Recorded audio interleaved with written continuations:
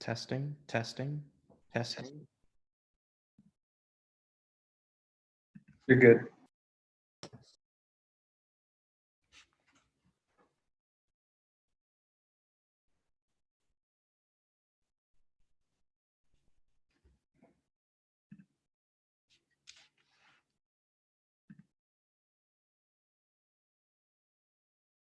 Hello? Sorry guys, I'm trying to test headphones / speaker system. Looking like they're working now.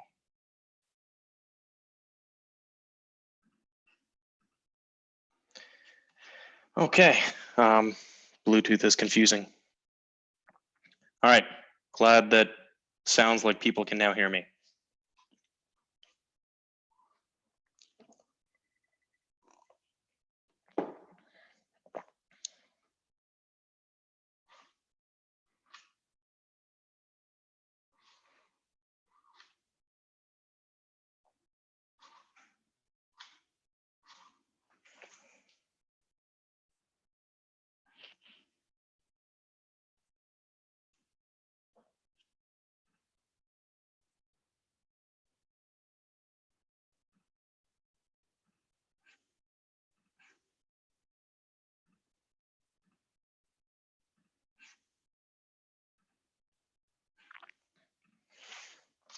Okay, and Manasij, I believe I've made you co-host, so you should be able to mute, unmute, and otherwise help people out if necessary. Houchan, I just muted you.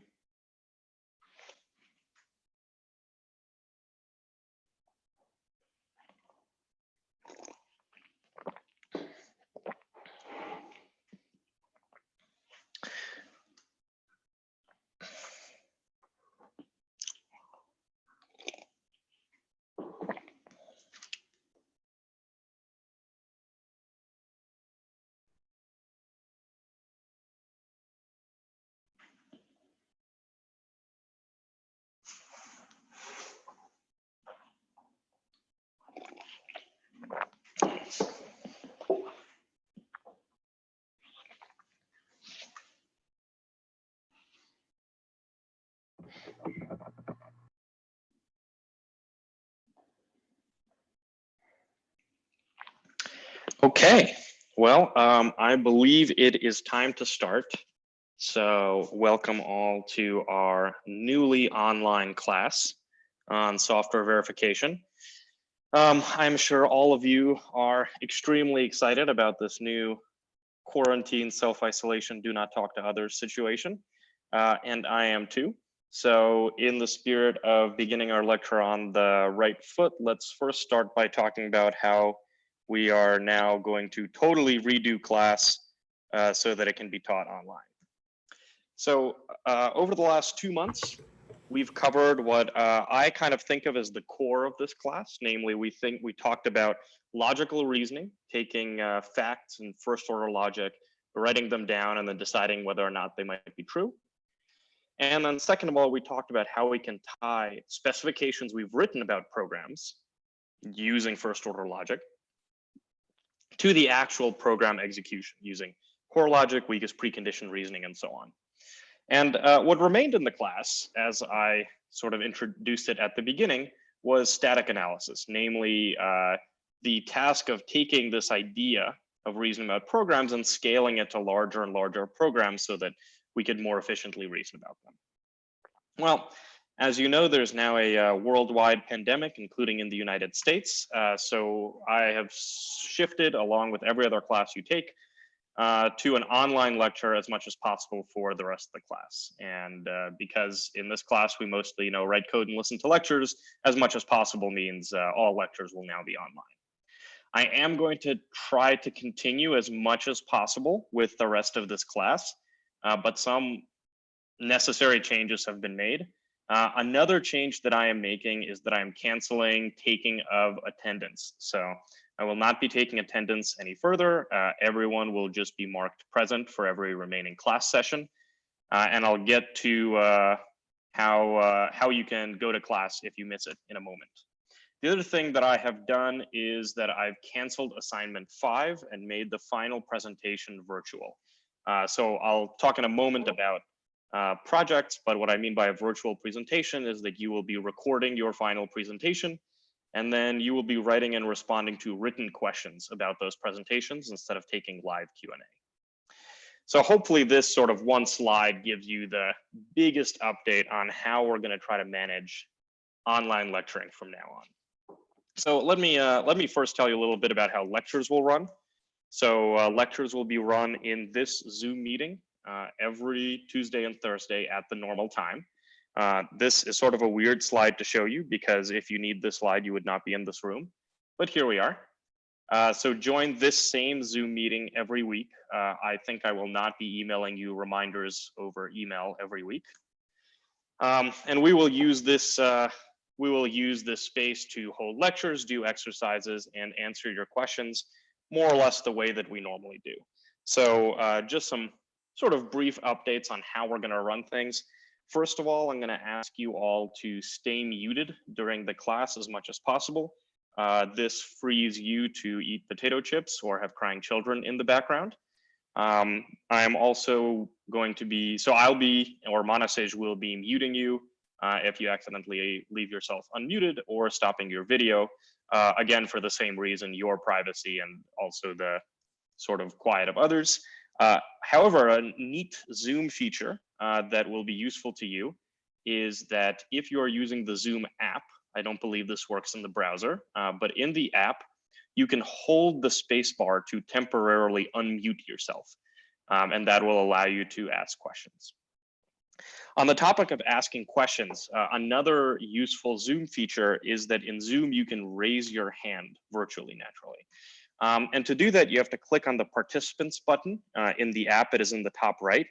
And at the bottom of that panel, you should be able to see a button to raise hand. So why don't you all go ahead and just raise your virtual hands now. Okay.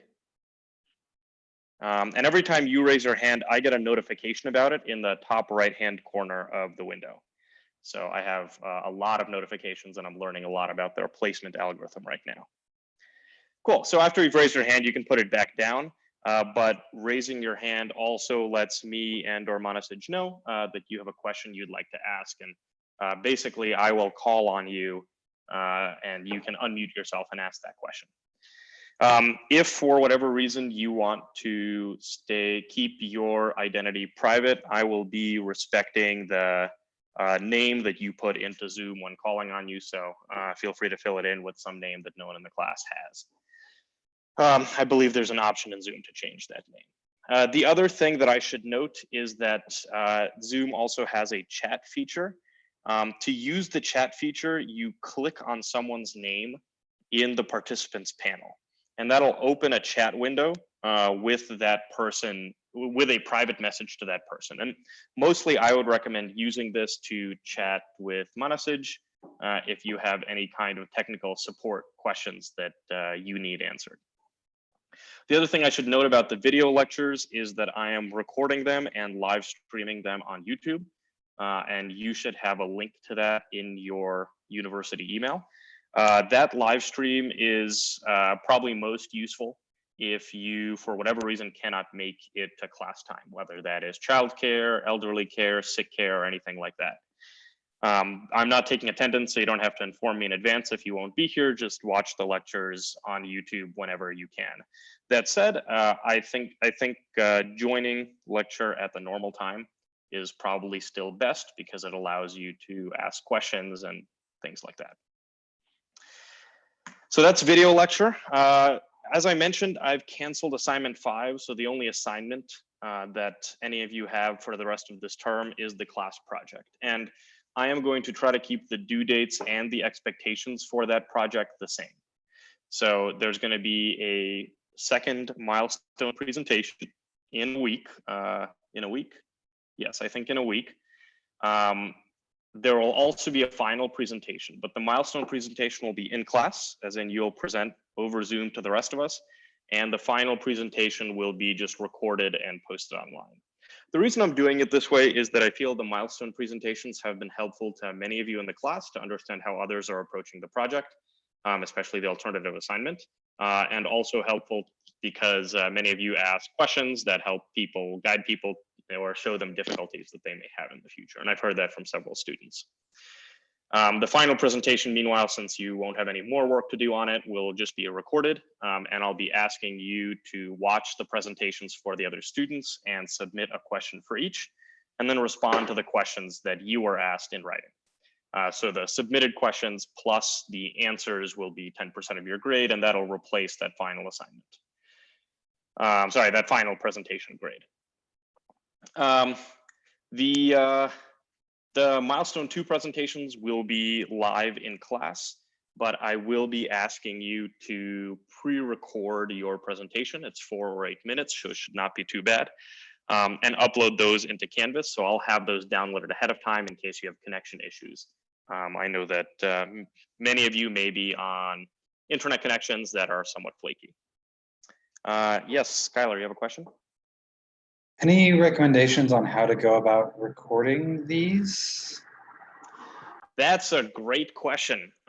If you're on a Mac, you have QuickTime app installed, and that can record audio plus screen. If you're on Windows, I don't totally know. And on Linux, the question is probably some confusing mess. One thing that you can do is you can use Zoom, start a meeting, and there is a record button at the bottom of Zoom. After you leave your meeting, though weirdly not during it, it will convert the meeting itself to an MP4 file, everything you've recorded. And that MP4 file is also acceptable. I'll probably handle most video formats that you can throw at me. So that is one thing that you can do. Hopefully you have the Zoom app, otherwise, well, I guess you could be on the browser, but somehow you're talking to me. The free Zoom app will record things.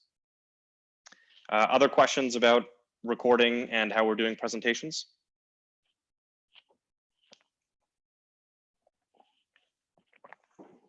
Proxy?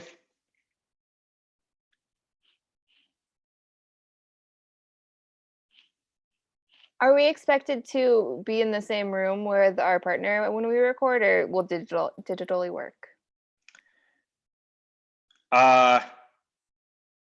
Anything is fine. I'm just looking for something pre-recorded that I can play. I think it'll probably be easier to have solo presenters than trying to splice multiple videos together. But splicing videos together is an option if you'd like to take it. So if you want to do that, you can create a meeting with one other person and basically swap who's talking over the slides. There is an option in Zoom to give remote control to someone else in the video so that they can basically click on your screen. And that way one person can get the slideshow started up in PowerPoint or Keynote or Google Slides or whatever. And both of you can step through it and give your part. Other questions?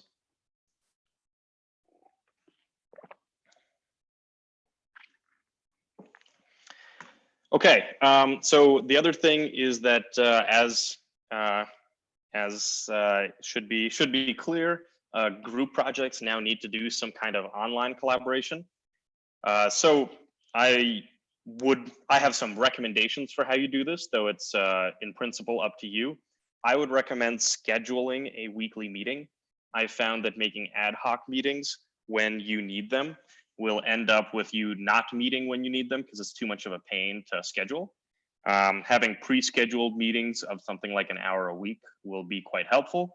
Naturally, since we're already doing class over Zoom, it might make most sense to do meetings over Zoom, though again, it is totally up to you what kind of technology you use.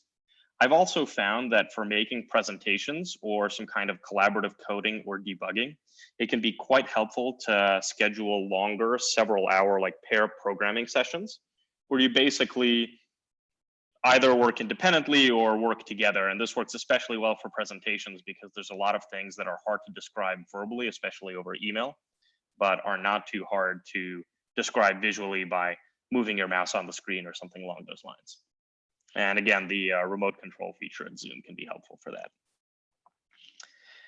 Questions about how we're running projects, whether about grading or expectations or anything like that?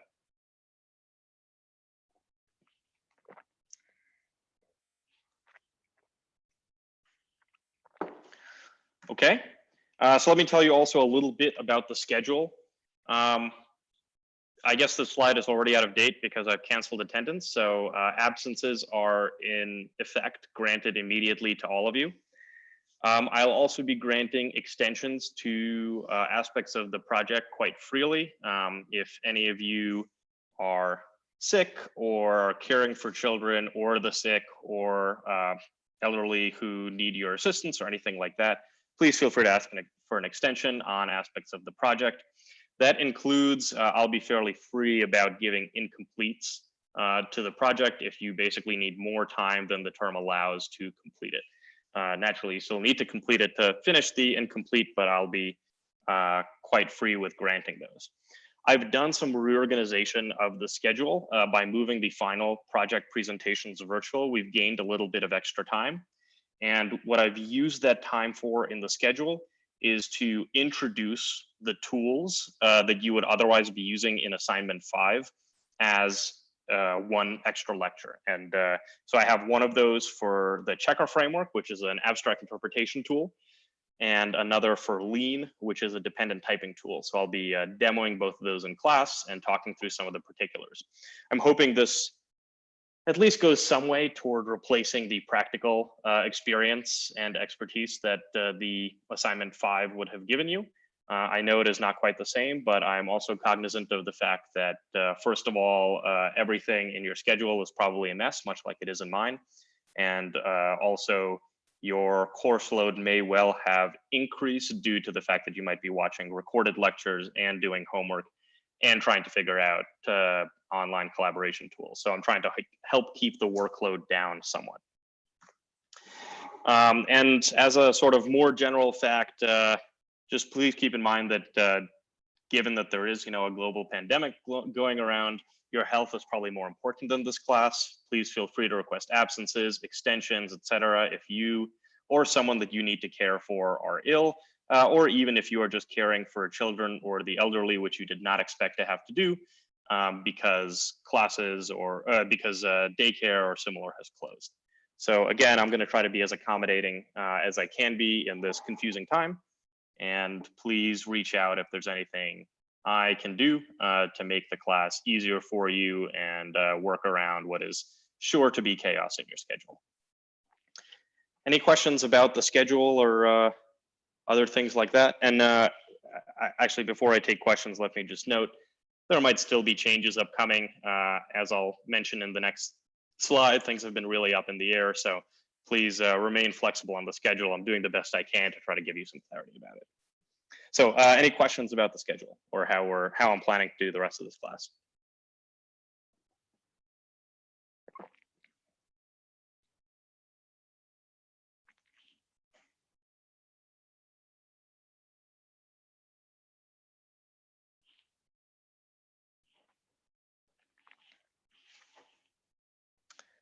Okay. Just a few notes about how this is all going down internally, because I'm sure what you've seen in your classes has been sort of a black box, and you're probably even more confused than us faculty are. No one really knows what's going on at the university level or how to respond to this crisis. We've received kind of contradictory advice from the administration on what technologies we're allowed to use, how to run online classes, how grading should work, and so on. There's currently voting going on at the College of Engineering level to make grading pass-fail for this quarter. As far as I know, this is just an advisory vote. It may or may not pass. Don't get your hopes up, but this is something that we're considering at the university level. And keeping with this, I will try to make grading as, I will try to take into account the exceptional circumstances when considering your grades for the quarter. And more generally, there's new guidance coming out daily. I'll do what I can to try to make things right and keep the class running on some kind of schedule and with some kind of coordination. But I'm asking you to be as flexible as you can with me. I'll try to do my best to return the favor, even though the university as a whole can make it seem like there's some incoherent mess going on. More broadly, the planning for the class has been totally thrown off. Let's see what we can do to salvage the semester. So I will hopefully teach the same topics as I plan to, though I've rejuggled the topics a little bit to introduce these practical demo lectures and also try to reduce the workload on y'all in what must be a confusing time. Luckily, I've at least taught what I think of as one core piece of this class. In some sense, you have now learned the basics of how to use Daphne and also how it works internally, from the top level of how to describe specifications for programs and verify them, all the way to the bottom level of how the underlying solver reasons about what's going on. So that's basically one method of verification that you've learned top to bottom. And I'm hoping that itself, prior to the chaos happening, has already given you something useful to know about how software verification is approached today. So with those notes made, I'll take any further questions you have on how the class is organized, how we're going to run things, what is Zoom, why are we using it, etc. And then let's try to remind ourselves of what happened before this long spring break. So I'll do a little refresher of what we've already learned in the class before launching into new material. But first, questions about what's going on.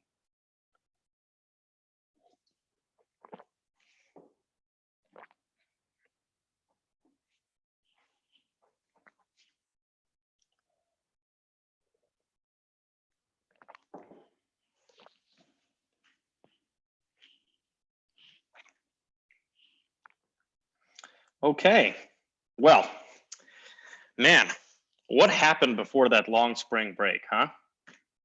Well, if you recall, this is a class on software verification, and what we've done in the last 2 months before all this craziness started is talk about at least one methodology for verifying software. And this methodology I'm going to illustrate by using this binary search implementation, which I implemented and verified this morning, so hopefully is correct. You don't have to look too much at the code. The code is pretty much how you would expect a binary search to be implemented in, for example, Python. And what we've covered in the last 2 months is that when we think about verifying a program, the first thing we think about is writing a specification for it. And that specification for it is written in something like first order logic. So for example, for a binary search, we might give the specification that the input list is supposed to be sorted and that the output, the return value, is some index such that the value of the array at that index is equal to X, one of the two arguments. Or alternatively, the return value is -1.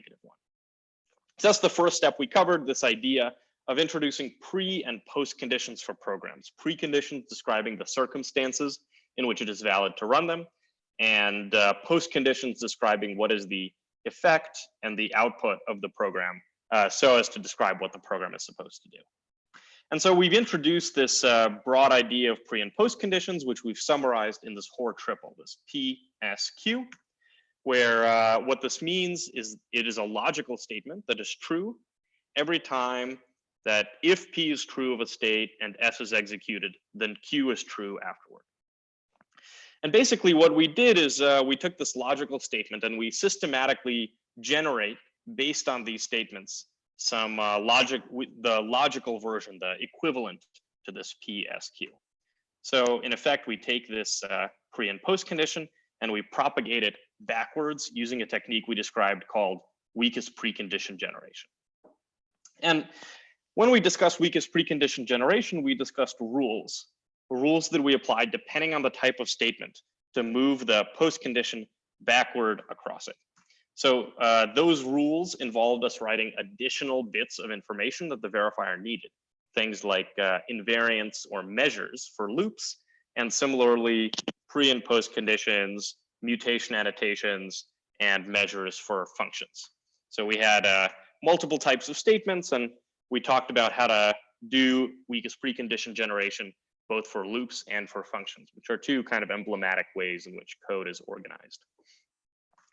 Now, once we've done this weakest precondition generation phase, the next step is to propagate the post condition all the way across the complete program to the very beginning, so that we now have both a precondition and a weakest precondition that would make the program true.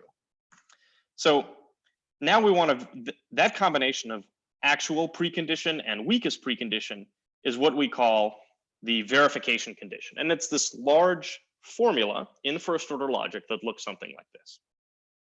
And so now the next step is, how do we reason about this large verification condition? How do we determine whether or not the verification condition, which tells us whether or not the program works, whether it satisfies its specification, is true? Well, the first step is to think about just the Boolean structure of the program, ignoring the bits that discuss integers or arrays or equality or anything along those lines. And we can reason about that Boolean structure using an algorithm called DPLLT. That algorithm has a few parts. The first step is to put this Boolean formula into what's called conjunctive form. And we discussed an algorithm called the Tsetin transformation that automatically puts any Boolean formula into this conjunctive form. And then what the DPLLT algorithm does is it picks a Boolean variable, perhaps guesses a value for it, and then simplifies the Boolean expression as much as possible. And that might allow it to infer the value of new variables, variables that now are forced by the structure of the Boolean formula. And so the result of that is a set of guesses and inferred values. In other words, what we call a query that describes which of these Boolean terms must be true, which of them must be false. And so then that query is going to look something like this. We're going to take this Boolean structure, convert it into the conjunctive form, and out of this conjunctive form, pick out individual formulas, now talking about domain facts like integers or arrays, that we think have to be true. And then what we're going to take is we're going to take this query, this conjunction of known true facts, and split it up into individual domains. And we do that by taking each formula that involves a mixture of two domains, like it involves both an array and an integer, and splitting that by introducing new variables. And that allows us to assign each of these conjuncts in the query, each of these true facts, to a domain. So we can collect together all the facts that we know about integers, separately all the facts that we know about arrays, and reason about these two in isolation. And we talked about an algorithm to do that.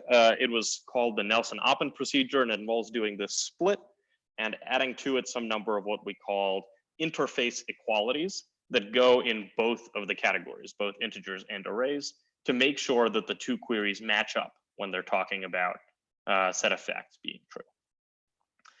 And then finally, we talked about how we can reason about a domain-specific query on its own.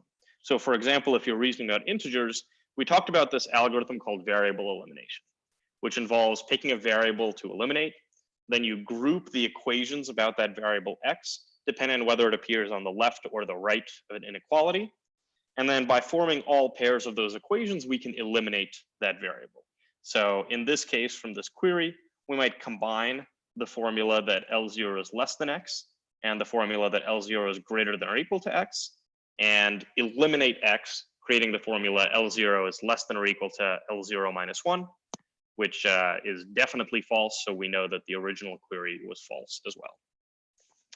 So this was sort of a top to bottom journey through how verification can be applied to some procedure, in this case, binary search, but more generally, the procedures that you've seen in the homeworks, like the sorting algorithms that you've verified. So this was sort of the summary of what we've done in this class so far.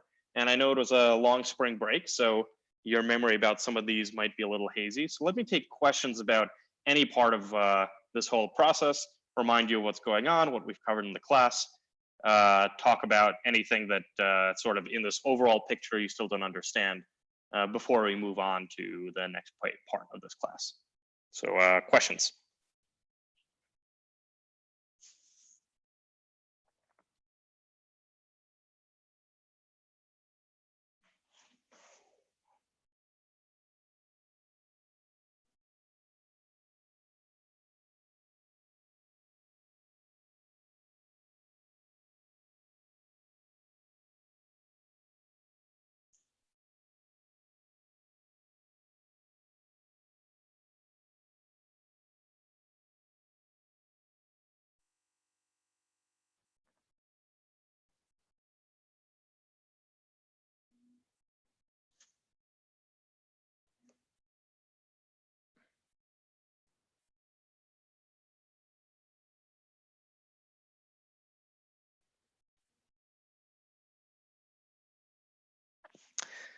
Okay, perhaps there are no questions, in which case let's move on to the rest of the class. Before I do, I thought it'd be good. I don't know what information you have heard or how closely you follow the news, but I wanted to give just a few basic guidelines. This comes from the CDC on staying safe during these confusing times of pandemic. So as you know, there is this global pandemic called the coronavirus going around. It's also called COVID-19, which is just a short form of coronavirus disease. The CDC says that the best way to not get the coronavirus is to not catch it. That kind of makes sense. And the best ways to do that are, first of all, to keep a safe distance from other people. So recommendations right now are to stay about 6 feet away from other people. That means staying away from crowds and working from home. This is why you are asked not to come into class, and I am asked to stay home to give this lecture. It also means trying to shop or buy groceries less often. So I, for example, have been attempting to buy in bulk when possible to visit the grocery store less. And it also means avoiding social outings. So if you're staying home to avoid going to class, which is a form of social outing, then you should attempt to do the same within your home. That includes for your children as much as possible. I know that it's difficult to keep children cooped up in the home the whole time, but if you have to have play dates, it's probably better to have them outside where the children can be reasonably far from one another, and to have them with smaller groups of children when possible. It's not totally clear the role that children getting the illness have in the crisis. It's not clear if they spread it, but it's probably best to stay safe. The other thing that you can do to avoid illness is to keep yourself and your home clean. So wash hands as much as possible. This is because this virus spreads mostly by contact. So for example, handshaking and coughing, which releases these little respiratory droplets that can land on you or can be inhaled. If you're washing your hands, you should wash your hands for way longer than any sane person would wash their hands. That's like 20 seconds. It's super weird. I've gotten into this habit now. It still takes longer than I've ever been used to washing my hands, but washing your hands for quite a long time is actually necessary to get rid of disease. Also, if you do happen to be sick, it is probably best to wear a mask or at least cover your coughs like this when you are around other people. That avoids getting other people sick. And even if you're sick with something other than the coronavirus, this will decrease demand on our hospitals and doctors, which is crucially important for keeping the very sick and the vulnerable alive through the crisis. You might be wondering if you have the coronavirus. The symptoms in most cases, something like 80%, look like the usual symptoms of the flu. So that's fever or coughing or shortness of breath. However, what's unusual about this coronavirus compared to the usual cases of a bad flu is that there's roughly 1 in 5 cases that are severe and require emergency medical attention.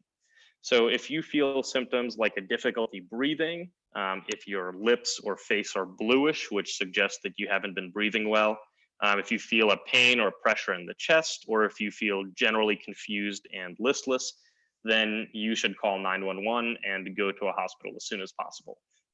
It's not totally clear, but it sounds like in many of these cases, you have a couple of hours to make it to the hospital so that emergency ventilation can be applied.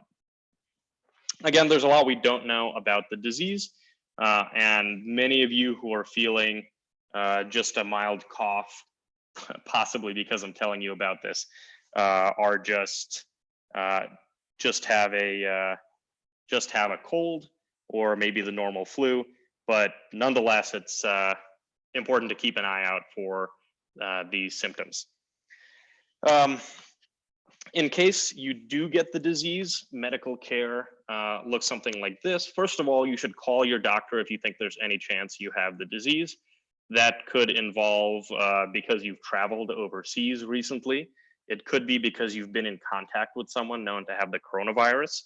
But in any case, you should call your doctor before going in person to get care, basically to protect others who might be at the doctor's office, and so that the doctor can take precautions ahead of time. In most cases, it seems like mild cases, not the severe cases, which are about 1 in 5, but the mild cases generally pass without too much issue. You will feel very bad. You will have a strong fever and probably be unable to think straight. You will be extremely tired for probably about a week. So it will be an extremely bad time, but it seems like you can get through that without medical attention. If this is the case, you should drink lots of liquids. You should make sure to eat because many people lose their appetite when they're sick, and that actually robs your body of nutrients needed to fight the disease. And try to get as much rest as possible. So all of those are standard advice you've probably gotten from a doctor before, but it applies equally well in this case. You should also track your temperature regularly. You should know when you have a fever, and if the fever is getting particularly high, something like 103, you should seek medical attention. Also, you should keep yourself isolated from all other people to the extent possible for at least 3 days after your fever passes and 7 days after symptoms start, because for those 3 days after the fever, you will still be contagious and can get other people sick. So to be honest, I'm not really the person that you should be going for information about the coronavirus. Coronavirus.gov and coronavirus.utah.gov are two authoritative sites with information about it. Coronavirus.gov goes to the CDC and coronavirus.utah.gov goes to the Utah Department of Health. Those are the best places to get more information about staying safe, about whether or not you're in a group particularly vulnerable to it, about where to get local assistance and things like that. But I wanted to give you at least some basic advice from these sources so that you are somewhat prepared for what's going on. So I'm happy to take some questions, but again, I don't really know that much about the coronavirus. If you want to vent or complain, now is a good time to do so. But other than that, we'll be moving on with some information that I do have some expertise in, namely abstract interpretation. So I'll wait to see if anyone has questions.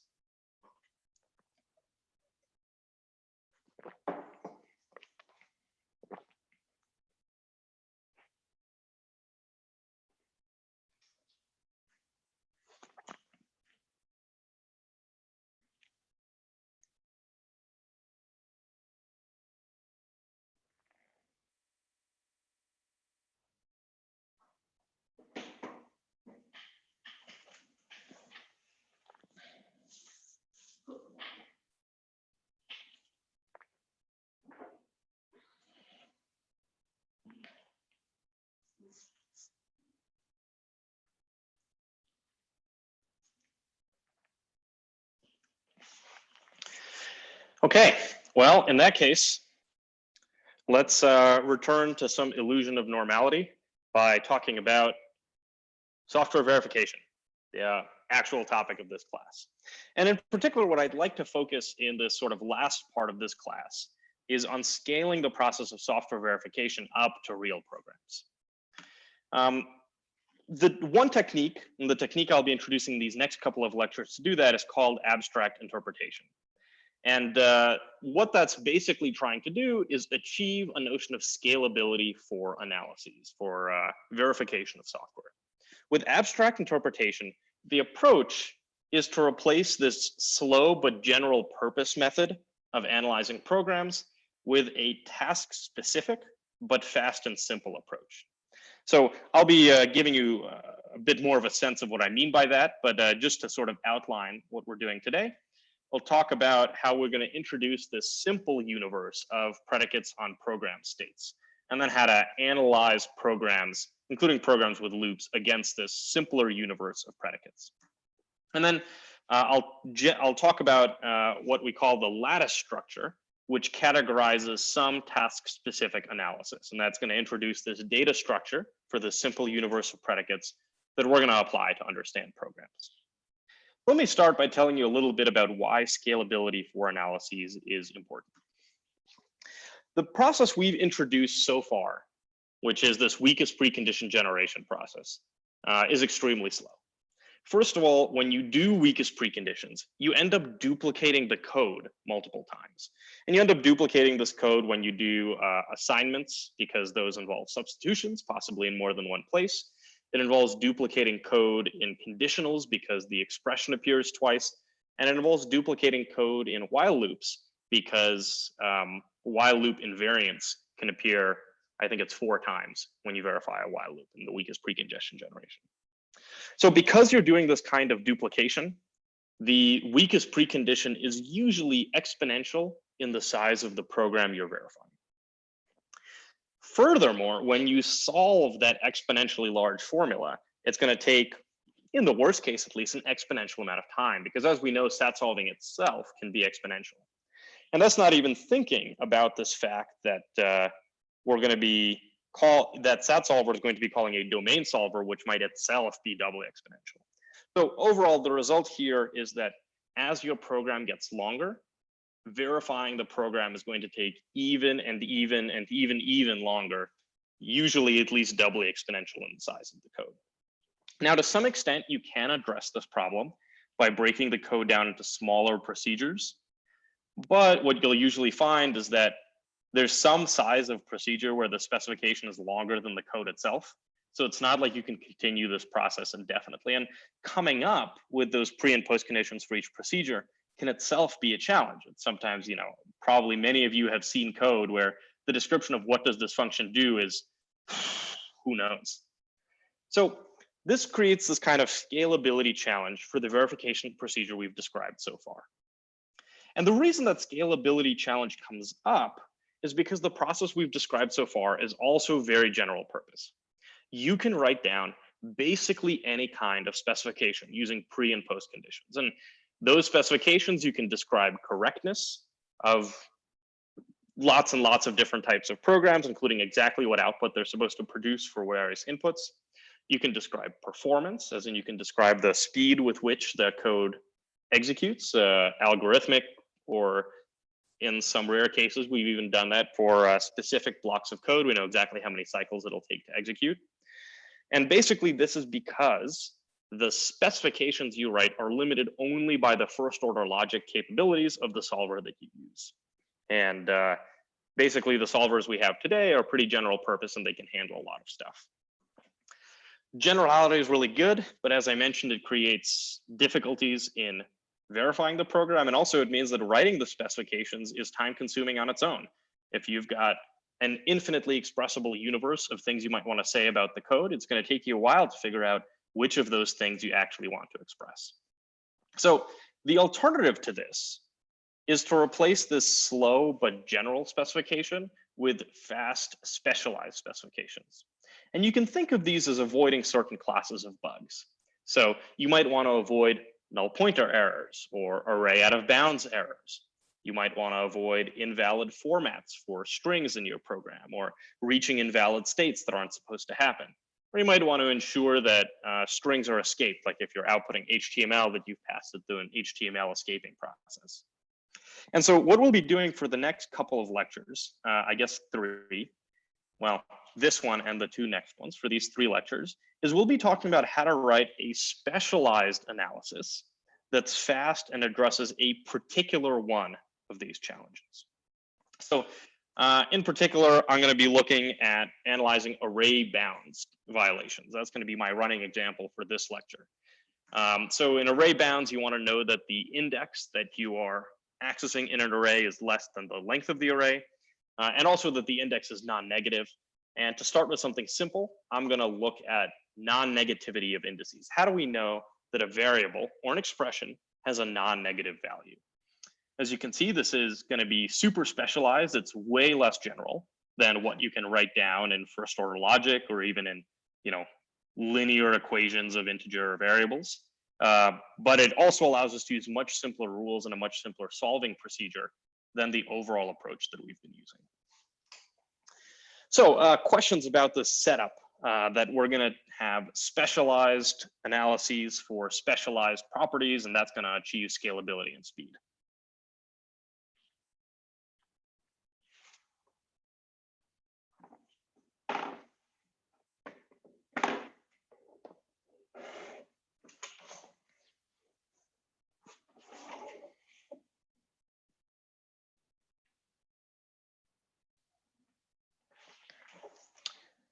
Okay, well, let's move on by talking about how we know that some value is non-negative. The key is that non-negativity follows some simple rules. So, for example, when we're talking about non-negativity, we're basically interested in which variables and which expressions do we know are non-negative. This kind of gives one of two states to a variable or an expression. It's either known to be non-negative, or it could be anything. I mean, potentially it could be non-negative, but it could also be negative. And we're going to find this out by applying some simple rules. So these are rules like if you have two non-negative values and you add them, the result is non-negative. Same for multiplication, same for division. So we can write down some rules about how this is supposed to work. And I've got 3 of these on the screen where I'm using greater than or equal to 0 to mean a value which is known to be non-negative. We can use these rules to learn things about programs. So for example, here's a step in the verification of binary search. If we know that I and j, the left and the right indices, are non-negative, and we compute this value m, the midpoint, by doing I plus j and dividing it by 2, well, we know first of all that from the precondition, we know that I is non-negative. Because we know that I is non-negative, we also know that, and because we know that j is non-negative as well, we know that I plus j is non-negative. Because we know that I plus j is non-negative, we know that I plus j over 2 is non-negative because we also know that 2 is non-negative. So using these simple rules, we can combine the known facts, the facts we know about constants, and the rules for addition and division, and learn that m is non-zero as well. And then if we know that m is non-zero, we now know that accessing the mth element of an array is going to be valid, or at least we know this more limited fact that it's not going to be an invalid index because it's to the left of the start of the array. So this is the general scheme we want to apply. We want to have a fixed set of facts that we're interested in, like, is it known to be non-negative? Then we want to have a state at each program location, tracking which of those facts are known. And then at every step in the program execution, we want to use a collection of simple rules to determine which facts are still true, which facts do we need to update, and what the new state is. And then we'll use these facts to determine whether or not certain operations are valid. So because we're using these simple rules instead of actually running solver queries, this sort of procedure can be extremely fast. So this is how you might apply this approach to a simple expression like this one. But naturally, we're going to want to apply this to programs in general. And we'll do that by applying these simplified conditions to program states and propagating them over program expressions. So remember, when we were first talking about Hoare logic, we talked about this idea of writing down a specification for what is true at a given point in the program, and then linking those with pre and post conditions across program states. We'll do the same thing here, except instead of trying to write down a precondition that is exactly true, we're going to over approximate. We have a limited set of facts that we might be able to write down. So we're going to have to write down conditions that are too general. They're going to be facts that we'd like to know but can't write down. And so also the rules for propagating these facts over program states will have to be approximate as well. So when we're talking about a simple condition, simple statement like skip the do nothing operation, that's going to be easy to represent exactly. And similarly, when we have a sequence of statements, we can do that by step-by-step propagating over each element of the sequence. But when we're talking about things like assignments, we're going to lose some information. Basically, when we assign an expression to a value, we need to determine, can we know for sure that the expression has a certain property? Can we know that the expression we're assigning is non-negative? If we can, then in that case, we've learned an interesting fact about the value x that we've just assigned to. And this should say x. However, in other cases, if the expression is too complicated, we don't have rules that determine in what cases it's non-negative, we'll have to simply write down that we don't know anything about the value x, even if potentially there's some more complicated thing a solver would be able to tell us. And this sort of thing gets especially tricky when we're talking about propagating these conditions over conditionals. So consider, for example, this conditional, where I'm going to test some expression and assign either -1 or 1 to x, depending on whether or not that condition is true. Well, to analyze this program, we're going to need to analyze the then and the else branch of the conditional. So in the then branch, we don't know that x is non-negative. In the else branch, we do know that x is non-negative. But when we're talking about the if statement as a whole, we don't necessarily know which of the two branches has been executed. We don't know if we went down the then or the else. So we're going to need some kind of or operation on these facts that we might know about variables. So in this case, either x is non-negative or it has some unknown value. Well, the best we can say about the result is that we don't know. It might be non-negative, but it might not be. So we write down this unknown fact. And this is one of those cases where when we go through a conditional, we will be losing precision. We'll be losing facts about what happened because this or may lose information that we'd otherwise have. There is also this idea that you could analyze the conditional to determine which branch you went down. That's something called a flow sensitive analysis, which I'm going to skip for now. And finally, we're also going to want to analyze these sort of simplified statements for loops. So in that case, we'll be using this or principle as well. Consider, for example, this expression. If you know that x is non-negative and then you go through a loop where you increment it some number of times, well, you know that before the start of the loop body, x is non-negative. And if x is non-negative, you can analyze the loop body and conclude that it's non-negative afterward. Now, you don't know whether the loop executed or not, but the or of the didn't execute and the did execute cases are both x is non-negative. We or those together, and that tells us what happens after the loop. On the other hand, if you have a loop where, for example, you negate x, you start by knowing x is non-negative, but then by analyzing the program state, you now don't know whether x is non-negative or not. So that means that the assumption you started the analysis of the loop with, namely that x is non-negative, is no longer valid if the or the did execute and didn't execute cases together. And now reanalyze the loop with the assumption that x is unknown, whether it's non-negative or not. That yields the result that x is unknown, and so now you validated your assumption, and at the end of this loop, you don't know whether x is non-negative or not. So, okay, what we've done here is we've introduced this idea of simplified conditions that describe the state of the program. In this example, we were just tracking for each variable whether or not it is non-negative, and we've described how you can propagate that information, non-negativity, across program statements, across if statements by using this or property, and also across loops by using this or method, but also by repeating the analysis until you validated your assumptions. So any questions about this worked example on non-negativity?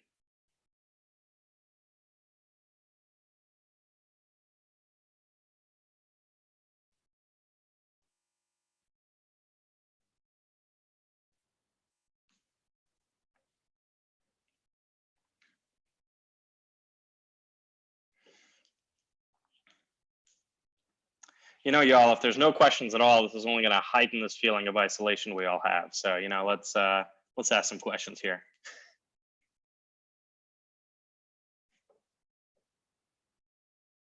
Is this still like useful at all? It just seems like we're losing a lot of information in each step of the program. Yeah, that's a great question. So we're definitely losing a whole lot of information. In fact, we've sort of voluntarily given up the idea to the ability to talk about anything at all except non-negativity. So you're right that we're losing a whole lot of information. That said, what we are keeping is information about whether or not variables are non-negative. I mean, at least to some approximation, right?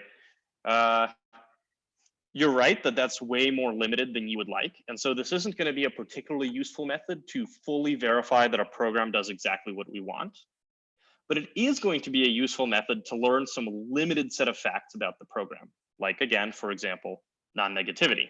And that might allow you to avoid certain classes of bugs, even if it's not going to avoid all bugs in general. So in this case, you might avoid at least one admittedly kind of rare class of array index problems. But it might, for example, avoid the issue that you call a binary search method, get -1 as an output, and then cannot correctly handle the result. So because you index an array using that value. So I think in a lot of differences of these, in a lot of cases here, what you're giving up is the idea to fully understand what the program is doing. What you're gaining is the ability to easily understand limited facts about the program. And one of the reasons you might want that is because if you have an existing large program, even writing down a spec for what it should do is usually difficult. Might involve, for example, a couple of years of work for some PhD student. On the other hand, you are probably already convinced your program should never access an array out of bounds. And so what you're gaining here is the ability to have extremely simplified understanding of the specifications. It's not too hard to annotate input variables with non-negative or not inputs to your program or to functions. It's also not too difficult to classify in what cases you want variables to be non-negative, like array indices. And so this is giving up a lot of the challenges that you'd otherwise have in using verification. So this loss of information, it doesn't compound upon itself then? Because that was part of my concern, is that like if I write 12 while loops, am I just going to lose more and more information with each while loop? Yeah, that's a good question. I mean, you've already seen, right, that when you do while loops, you have to write these complicated invariants, and it's not always easy. Unless you're, a mega genius, you've probably seen this during the assignment. It's not always easy to come up with what those invariants are supposed to be. And that's another case that you've already seen in verification where you kind of lose information. Your understanding of a loop is only as good as, the invariant you've written down for it. Similarly here, the compounding will happen or not depending on the rules you've written down for propagating these facts and of course the set of facts that you can express. So for example, non-negativity, that's something that is probably not going to lose that much information.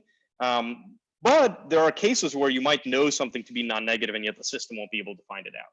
So for example, if you assign j to be equal to I, and then you do I minus j, you ought to know that the value is non-negative, but if all you know when doing that is that all you remember is that I and j are non-negative, then you won't, right? So you're right that there's some possibility for compounding loss.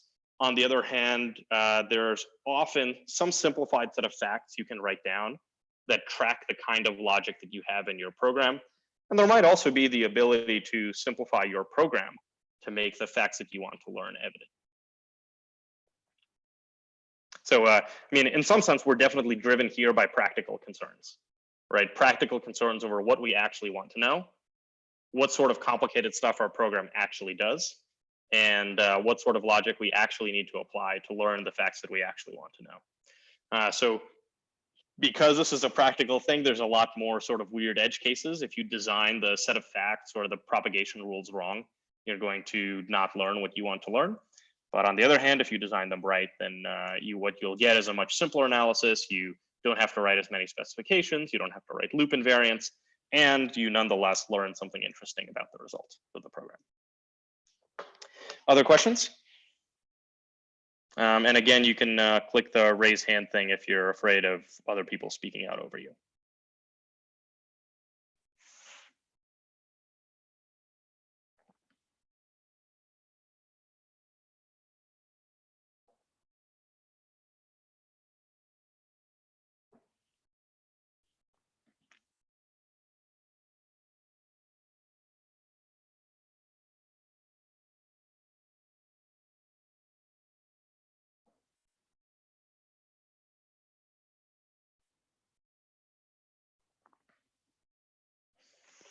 Okay, well, in that case, let's try to think about why this idea of simplifying the set of conditions we care about works. With each step, what we've done is we've over approximated the state of the program. When we say a variable is non-negative, we don't know its value, or we don't know relations between different values. We just know that certain values are non-negative and others we don't know anything at all. Because we're over approximating the program state, that means that if we don't issue a warning, for example, we take an array and we index it by non-negative value, so no warning is issued, then we know that it's definitely safe not to issue that warning.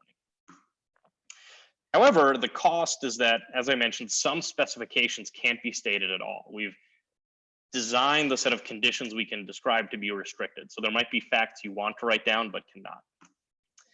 We've also had to do this kind of repeated reanalysis of loops, basically until the assumptions of the loop match the results of the loop.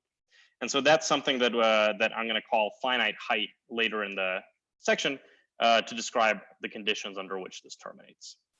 But given this sort of general idea that we're going to write down a restricted set of conditions that over approximate the state of the program, let's try to think about how we can take this and generalize it. So what are the key ingredients to what we've done here with non-negativity? Well, first of all, we've created this simple universe of conditions for program values, like the results of expressions, and also for program states, like the sets of variable values.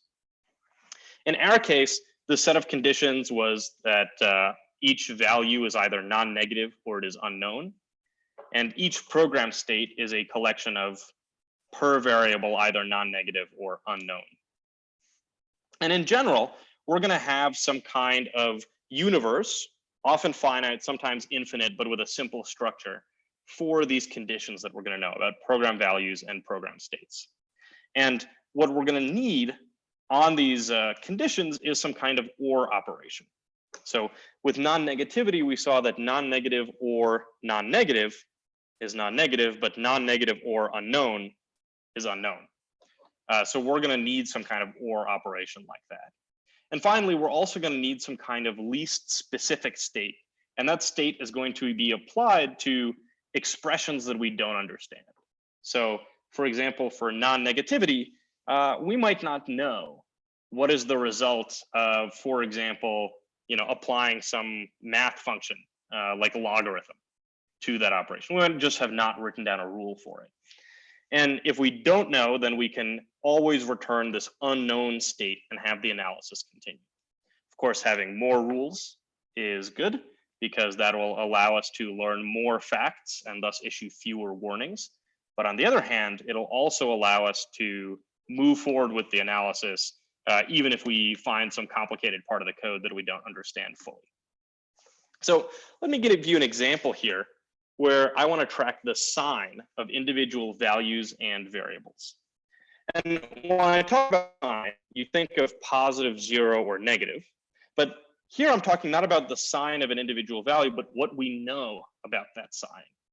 And so that means I'm going to have cases not just for positive, 0, or negative, but also cases like non-positive, non-negative, or non-zero, combinations of the two facts.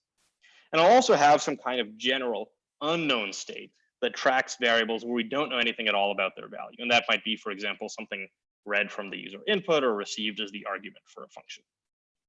So in this case, I had this idea of tracking signedness, and this has produced a set of 7 possible conditions that values or variables are in. And this universe of 7 conditions, we're now going to need to describe an OR function for. So if you'd hold on, I would like to make it possible to annotate the screen. I think I've set that up now. So we now need to define an OR function on these values. And designing this is kind of one key step in making the analysis, defining this set of conditions. So if a variable is positive or it is positive, we definitely know that it is, of course, positive because that's the only other option. But if we have something like a variable is positive or it is 0, and that's this cell in the matrix, positive or 0 is going to give us the state non-negative. And so more generally, we're going to have to fill out this whole table by determining the OR function for each pair of possible conditions. So positive or negative, we call that non-zero. Positive or non-positive, that's unknown. Positive or non-negative, that's non-negative. Positive or non-zero, that's non-zero. Positive or unknown, that's unknown. And then you repeat this table, filling out all, in this case, 49 elements of the table.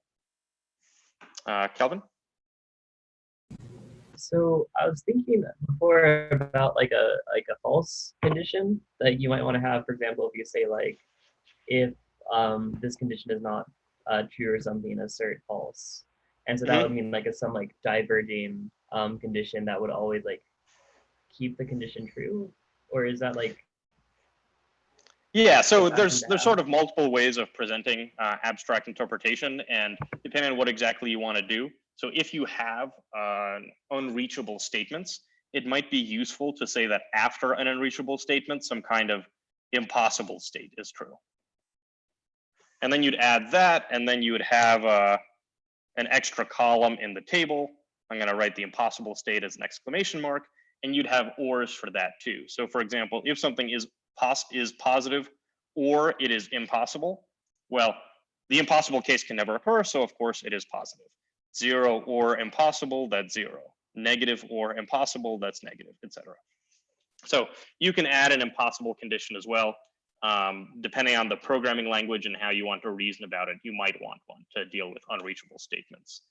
So this is commonly if you have a programming language with local returns. If you can return from the middle of a function, you'll have an impossible case. If you have a programming language with throw for exceptions, you'll use the impossible case as well. On the other hand, you don't necessarily need to have one. There's obviously no actual value that is impossible, right? That's the condition that describes no values, it's false. So in depending on exactly how you're setting up your analysis, you may or may not want one of those. Other questions about how we'd decide on a set of values for our analysis, and then how we'd fill out this OR table?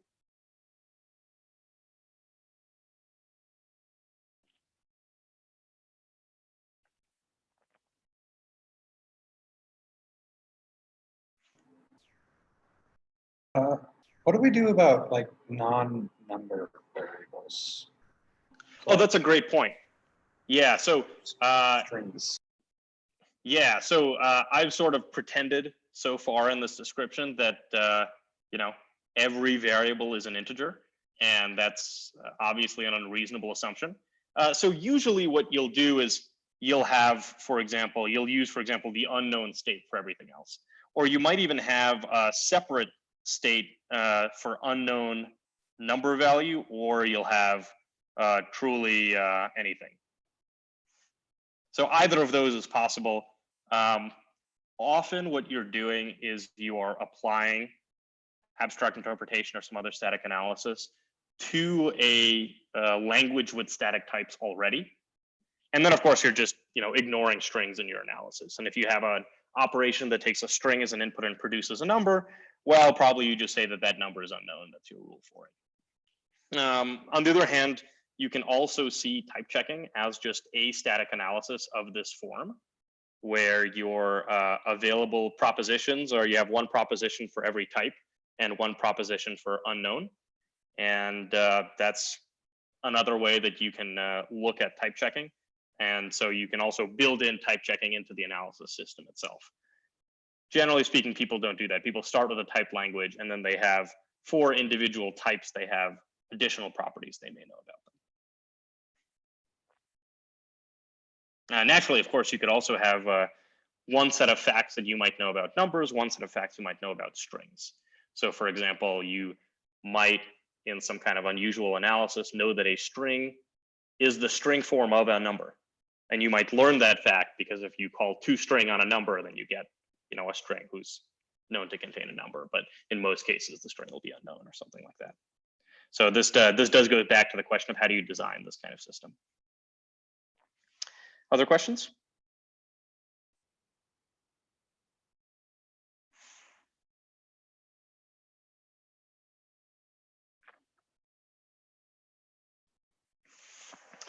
Okay, so the other thing to keep in mind when we're filling out this table is that you need to fill it out correctly. And this might seem pretty obvious in this case of positive, 0, negative. You know, if I wrote down that non-negative or negative necessarily meant the value was 0, then that would definitely be incorrect. You don't want to do that. But we can also be a little more formal with what we mean by this value being correct.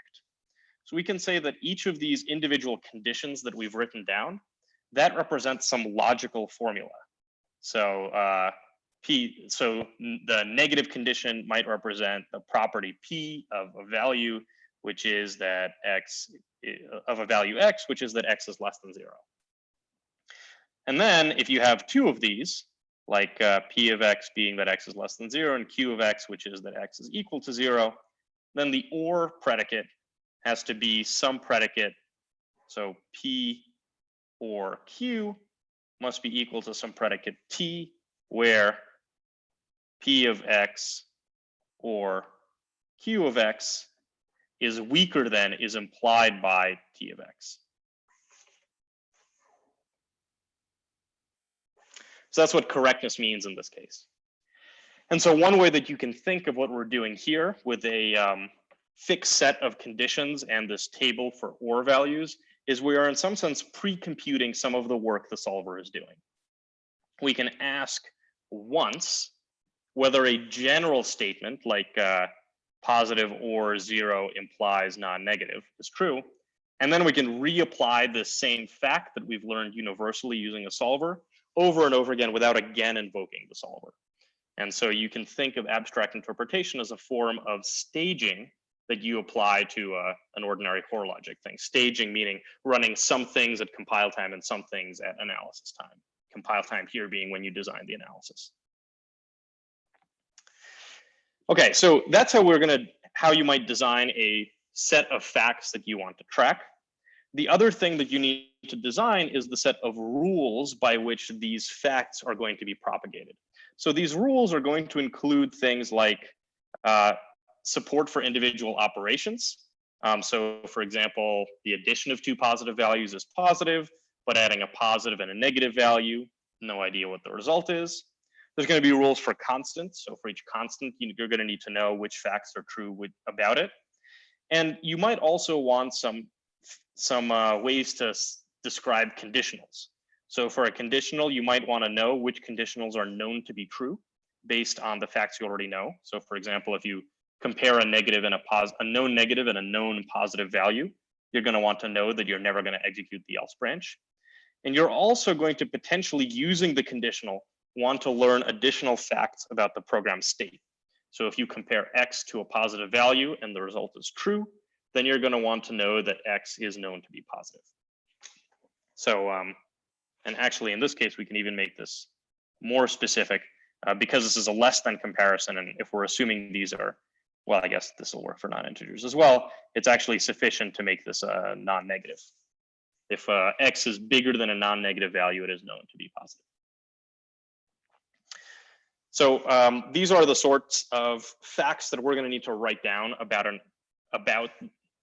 this is the sort of rules we're going to want to write down about the facts that we're going to know about program values and variables that's going to make our analysis go. You can think of the analysis as consuming this set of facts, the OR operation on them, and these rules for handling individual operations in the program, and then taking in a program, analyzing it, and tell you what's true at every point in the program.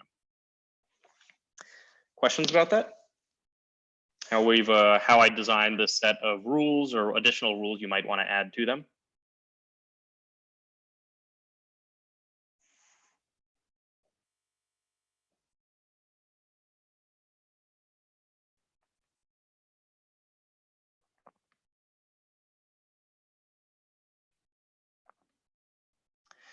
Okay, and so just like with the OR operation that we discussed a moment ago, these rules that we have for operations and for constants and for conditionals also need to be correct. If you write down a wrong rule, you'll learn the wrong stuff. And so we can be particular about what correctness means. Here, remember that for each fact about a program, we have some logical property that we want that we know that that fact is equivalent to. So for this rule to be correct, we're going to need to know, we're going to want to prove something along the lines of for all x and y, if p of x and p of y, then whichever fact corresponds to the output, in this case p, that implies that p is true of x plus y. And so again, this is a condition that we've written down.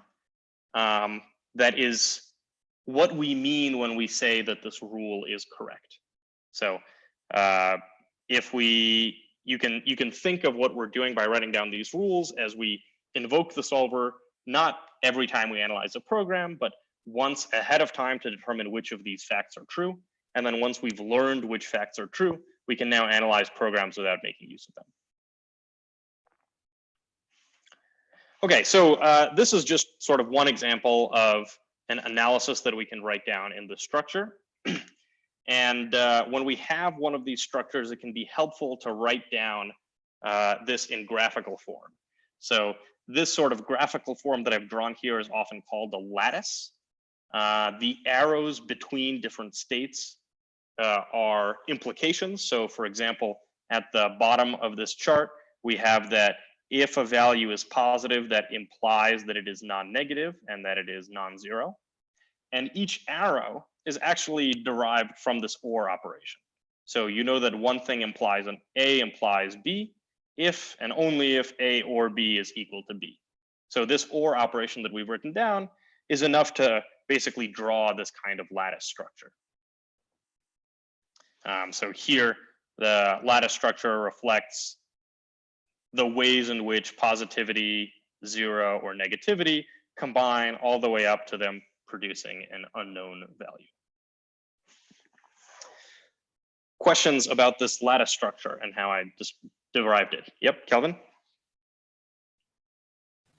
So you were saying that there are like problems with terminations if you don't have like a finite height lattice. So here we That's have right. like a finite number of conditions, so the height of it's always going to be finite. Is there like cases where you don't have a finite number of conditions? Yes. So in fact, what we're going to do next lecture, is we're going to talk about some common lattices or common sets of facts that people use to analyze programs. And one of the ones we'll be interested in is intervals. So with intervals, we'll see that we get infinite height lattices, and we'll develop this technique called widening and narrowing to address that.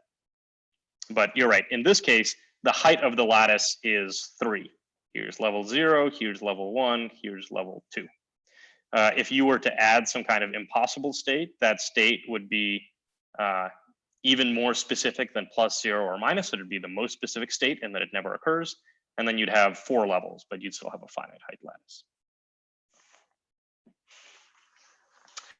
Okay, so this was one worked example where we introduced positivity, negativity, 0 as facts that we're tracking along with their combinations.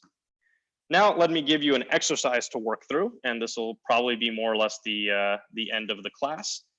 So I'd like you to define an analysis to determine whether integers are even or they are odd. So think about the set of facts that you want to know. And then after that, we'll talk about the rules that you want to write down as well, and then draw the lattice. But first, let's take 30 seconds to think about which facts you're going to want to be able to state about integers in order to track their evenness or oddness.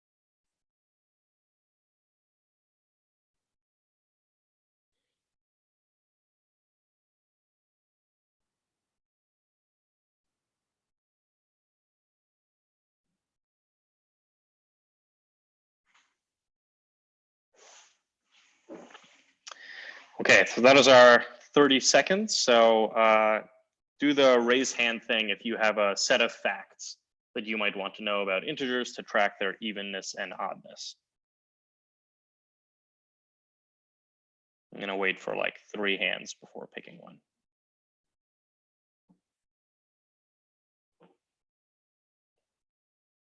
We're at 2. All right, Sam, you are our lucky contestant. What are some facts we might want to know about integers? Yeah, I was able to just come up with one. Non-zero. Okay, so you say we might want to know whether a value is non-zero. So why is that?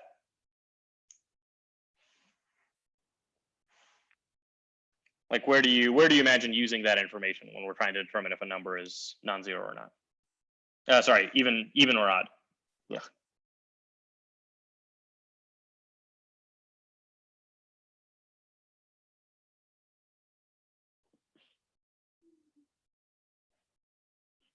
Sam? Well, I'm just thinking, no, zero is always going to be an identity. If you're dividing by 2, it's always going to be the same thing. Okay, cool. So non-zero might be a useful fact to track because when you multiply by a value that is 0, that is, it's known not to be non-zero, that might be useful. So in fact, you're talking about not just one fact here, non-zero, but kind of 2. Non-zero or 0, or their combination, which is unknown. Cool. What other facts might we want to know? Pranav, I know you had your hand up earlier. Just if the number is divisible by 2. Okay, cool. So you might want to know that a value is even. You might want to know that a value is even. You might also want to know whether a value is odd, because there's also the possibility that some number is not known to either be even or odd. There's this unknown case. Anyone have any other facts that might be useful to track if we're interested in which variables in a program are non-zero? Sorry, my God. Which variables in a program are even or odd? Tanmay? So we might be interested in if it's a fraction or not. Okay, so basically integer or not. Yes. So integer, and that's more specific than like general float. Okay, other facts that might be interesting to track, Calvin? So you probably want to have like a unknown for an or of even or odd. Yeah, that's right. So you might know a value is even, you might know a value is odd, or you might not know either case. So not only are you going to want to have some even or odd case, but you're also going to want to have some case for unknown. So let's take the simplest of these, and I know that there's some great suggestions for facts you might want to track. And let's just stick to these 3 facts, which are whether a value is even or odd or unknown, and try to, as an exercise, write down the OR operation for them. So the OR operation takes 2 inputs, and each input is either even or it is odd or it is unknown. And try to fill out this chart of even, odd, unknown with what happens when you OR 2 of these values together. So let's take 30 seconds to try to fill that in.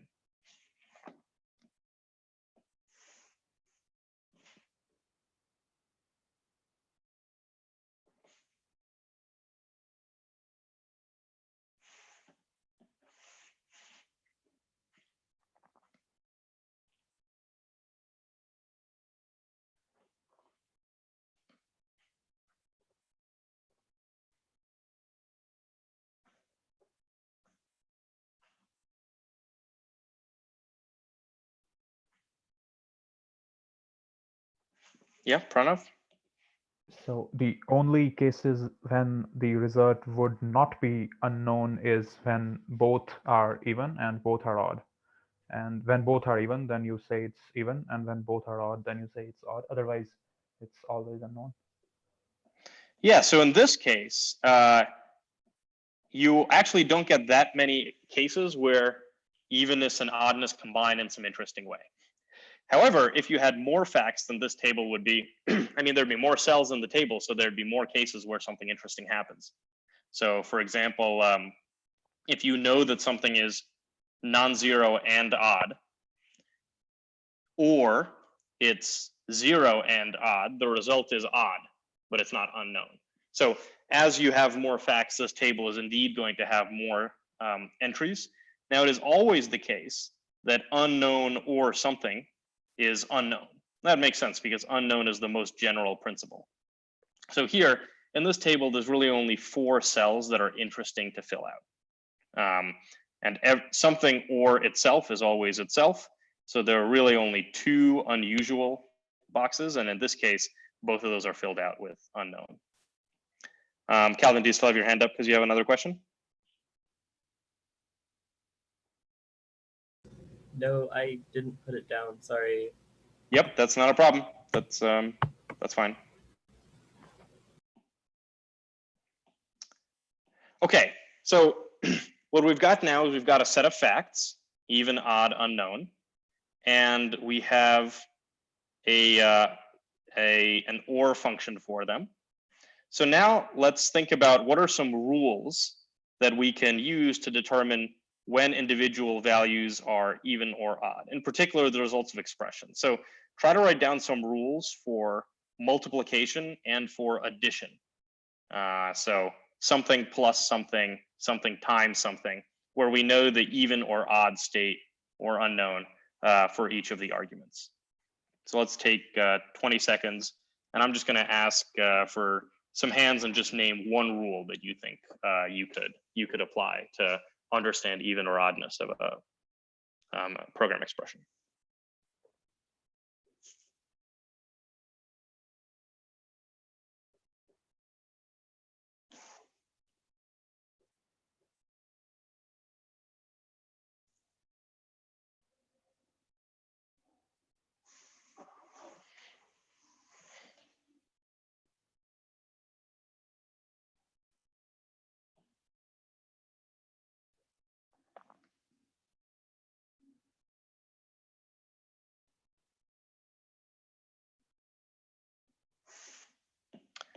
Okay, Oksana?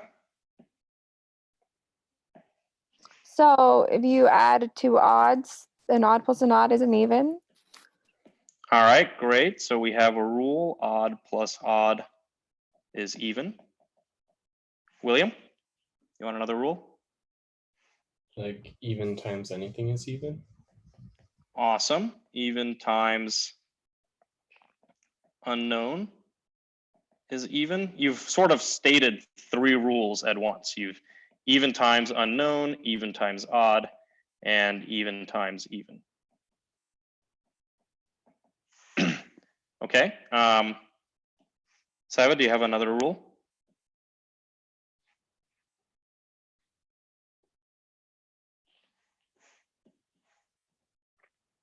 Vamshi, do you have another rule to propose? Yeah, sorry, I forgot to unmute my mic. Totally. Odd plus even is odd. Okay, odd plus even is odd. Awesome. And then the other kind of rule that you might want to add is some rule for what to do with constants. So any thoughts on how constants will work? Anyone can describe the rule for assigning evenness or oddness to integer constants? Yep, Saiwa?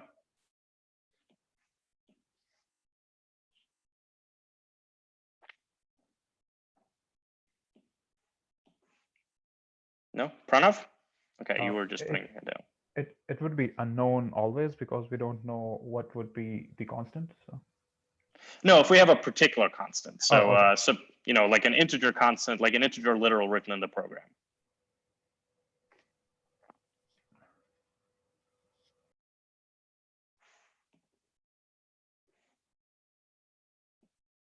Okay, so integer literals are the easy case, right? So if you have like an integer literal like 2, Is it even or is it odd? Well, you think back to the definition of even or odd, you know that 2 you should detect as even, 3 you should detect as odd. And then finally, the sort of rule that you might want to have is also a rule for conditionals. So if you have a conditional, what kind of conditionals could you learn something from, or could you know the result of based on evenness or oddness?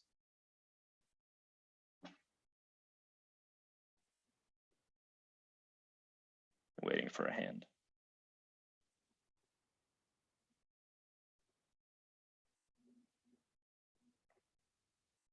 Calvin?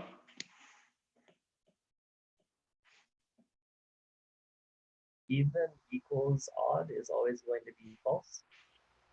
All right, awesome.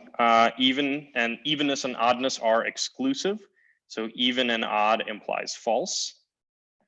Not only that, you also have, so you can use this rule kind of in 2 ways. First of all, if you have even equals odd, then you know you don't have to take that branch of the conditional. And alternatively, if you have some even value equals x, and you go down the true branch, then you know that x is even. That's great. So that's one kind of condition. Another kind of condition that you might learn from using this evenness or oddness is if you have the condition x%2 equals 1 or equals 0. Then again, you'll know whether or not that condition is true or false based on the even or oddness annotation. Pranav?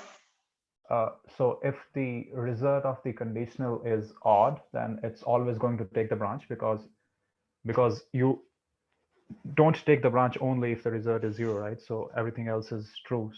So we Okay, awesome. So this is a third interesting fact. In many languages, integers can be conditionals, and 0 is where 0 is treated as false and 1 is treated as true. So if the conditional is an integer that is known to be odd, you know you will take that branch. And alternatively, if it is known to be even, then you don't know whether or not you'll take that branch. Okay, cool. So what we've done here is we've, first of all, we've written down a set of facts that we might want to know about integers to determine if they're even or odd. We might want to know if they are even or odd, or maybe that you don't know. We might also want to know, for example, whether they are 0 or non-zero, so that you can reason better about multiplication. Then we've talked about some rules by which you can propagate this information determine this information for program expressions, like rules for addition, rules for multiplication, and rules for conditionals. And then finally, we can think about the lattice that you draw for these facts. So we've been talking about the facts even or odd. And in this case, the lattice looks something like this. You've got one possibility, which is even. You've got another possibility, which is odd. And then you have an unknown state, which you combine together to determine, which combines the 2 together. Okay, so that's what I've got for you today. We have covered basically this idea of analyzing programs by writing down a set of facts. Did you want to know about them? Yes, Roxy? Are all lattice structures going to terminate or like end with the unknown state? Is that just something that's happened, or okay? Yeah, so you're always going to have some kind of unknown state. And the reason you're going to have that is you'll use that unknown state, first of all, for expressions that you don't have a rule for. Like, for example, even divided by even. Maybe you have no rules about even at all. Or number is the, string to number of something. So you'll use an unknown state in those cases. You'll also usually use the unknown state for arguments to a program, whether that's, command line arguments or if it's parameters to a function, because again, you don't know their values.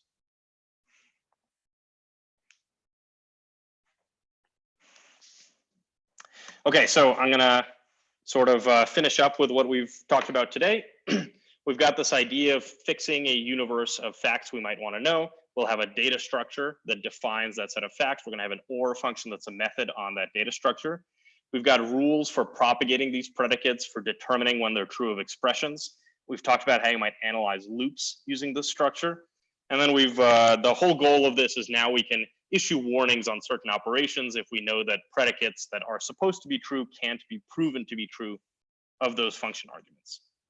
So so today we've basically introduced this overall structure of what we call abstract interpretation, namely having this simple domain of predicates that we know about program states. And what we'll be doing in the next lecture is looking at several common domains that you might apply this method to. So we'll take what we covered today, which is this idea of scalability, the simple universe of program states, and this lattice structure that we use for analysis, and we'll implement it in a couple of common cases. So I'm going to start by introducing this idea of relational analyses, which are cases where you write down facts about the relationship between multiple variables. We're going to look at intervals, which is a case of an infinite height lattice, because there's always a larger interval containing a particular interval, and that's going to require these techniques of widening and narrowing. And then finally, we'll apply this to build an array bounds checker that works fairly well. So that's going to allow us to determine whether an index is a valid index to an array. And we're going to naturally have not just the non-negativity check, but also the length check in that example. So that's what we'll be working through next time. And then for the lecture after that, I'll be showing you a concrete implementation of this idea in a tool called the checker framework. So that was the lecture for today. I hope to see you on Tuesday. Until then, I'll be posting the usual course feedback survey with a couple of new and exciting questions about video lecture online. Please fill that out.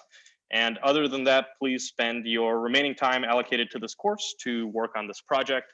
If you've been having difficulties with the project, if you don't know how to move forward, right now is a great time to reach out to me or Manasij, ideally both. And we'll find a time where we could help you over Zoom to make progress in this. And I've done this with a couple of students already. So I think and it seems like it's been helpful for them. So again, reach out. That's all I have for you today, and see you again on Tuesday. And by the way, if you have questions you want to ask about the material in class and didn't want to ask during class, I'll be sticking around for the next 5 or 10 minutes to do that.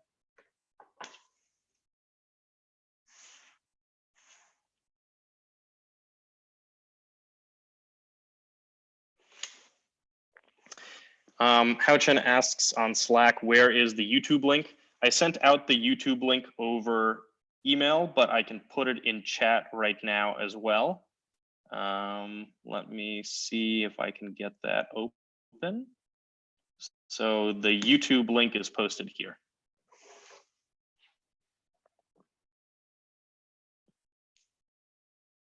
And by the way, if you're watching the streaming YouTube thing, it is a couple of minutes delayed, looked like about 2 when I was testing it earlier. So just be a little mindful of that.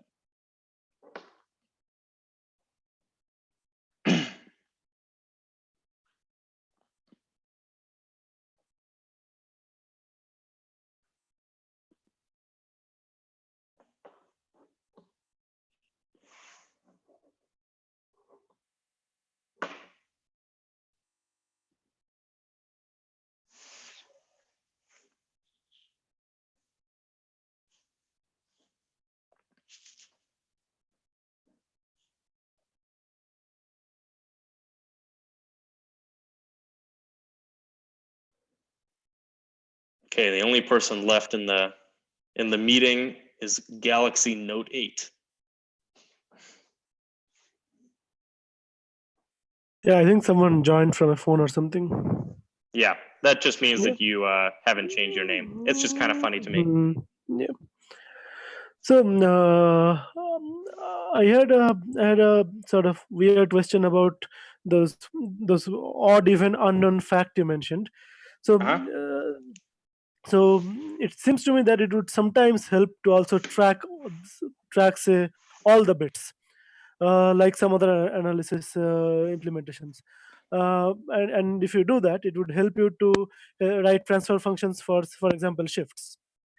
Yeah, exactly. So instead of having, you can think of the facts even odd as like the facts. Yeah. Right. But you might want to generalize this to have facts like and so on. True. And that might help you handle, yeah, like you said, shifts or Boolean operations. Yeah, it really is always this trade-off. On the one hand, you would like to have the biggest possible universe of facts because you never know when one of them will be handy to learn something from some operation. On the other hand, every time you add a fact, you have to probably go through and add a bunch of new rules for it. At the very least, you've got to modify every method in your program to, basically toss away that information. And that's also one more opportunity to get your transfer functions wrong, which is why I've kind of mentioned a few times this idea of testing your transfer functions in SMT. It's not always possible, but it's a handy thing to do. So yeah, this is kind of the trade-off, right? The extreme is to have a fact for every possible logical proposition. And that's kind of how we introduced this class. And the other extreme is to have only this extremely stylized even oddness thing. And so it's kind of in between. Right. I know you're interested in compilers, and so that's why this like known bits thing is important. Or we have a lot of weird things going on with various kinds of known bits analysis. Yeah. At some point, we did a nice bridge between integer ranges and known bits, which turned out to be so buggy we had to abandon it. So this is where this question sort of comes from. That's interesting. Yeah, integer ranges interacts nicely with known bits because an integer range tells you something about the lower bits. That's cool. And vice versa. That that improves some the precision of some analysis, but it turned out to be so difficult to maintain. We got rid of it. Yeah, I bet. I think there's a lot of interesting. There has been some interesting work on basically trying to automatically generate the transfer functions. So I know that Ishil Dillig has done some of that research. Basically, if you have a set of facts, why can't you infer the correct one to stick into every box of that table, or the correct one to stick in for every possible operation rule that you could write down? And the approach is good. It allows you to write abstract interpretations much more easily. It's still quite limited by a lot of stuff like the solver, and you still need, tools are kind of not there yet. But I think that's probably something where you could improve the tooling and make static analyses easier to write. So this might actually turn out to be my next research project. So we have had some success in doing it exhaustively for smaller bit widths. And it turns out that for example, just for known bits, you generate the transfer functions for say 4 bits, and then they scale up nice. So you could scale those functions up to higher bits without too much issues, and it would still give you very precise transfer functions.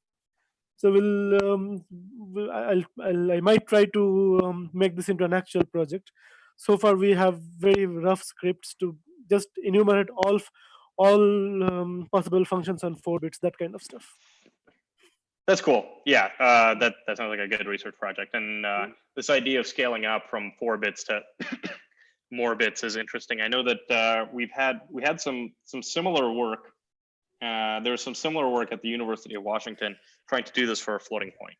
It's very difficult to prove things using SMT for a floating point, even for small bit widths, because the smallest plausible floating point number that you might ever want to know anything about is 16-bit floating point.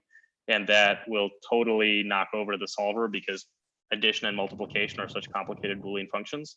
So there was some interesting work going on to basically try to look at like 4-bit floating point, which is this kind of funny thing to even think about, and then scale that up to larger sizes. So I think, yeah, this notion of like this integer parameterized theory is one that's quite interesting as well. There is this thing called CGAR, counter example guided abstraction refinement. Which is basically trying to analyze a program using a very simple lattice, and then if that lattice fails, trying to figure out where it needs to be refined. Okay. And again, Ishil Dillig has done some of the most compelling work there. I can Okay. send you papers if you want. Sure, sure. So I'll get the Daphne grading done by this week, and we'll talk on Monday. Okay, well, we're still being broadcast live on YouTube, so you're now held to that. Ooh, Daphne okay, grading okay. by Monday. Basically, Oh, it's on the awesome. internet now. You can't take it down. So with that in Cool, mind, I cool. think I'm going to end the meeting. Galaxy Note 8. If you still have questions and we're just patiently waiting for Manasij and I to finish, I guess now is a good time to speak your piece. I guess you don't have a microphone, so that might be difficult. Well, in that case, send Manasij and I an email or post on Piazza, and we'll be happy to answer any questions you have. And with that, let's call this class to a close. See you, Manasij. Thank you for helping with the meeting.